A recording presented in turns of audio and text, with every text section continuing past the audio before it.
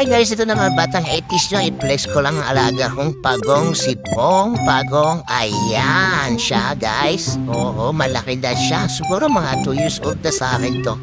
Ayan, dyan siya nakalagay. Kalahati na siya. So, pinakakawalan ko na lang siya. Dyan siya naniligo sa banyo. Ayan.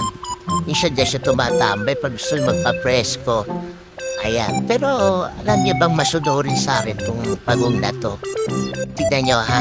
O, kita nyo? Lagi sumusunod sa akin yan. Tsaka pag tinawag ko yan, lumalapit. Tignan nyo, tatawagin ko. Ayan o. O, ayan o. Good boy yan eh.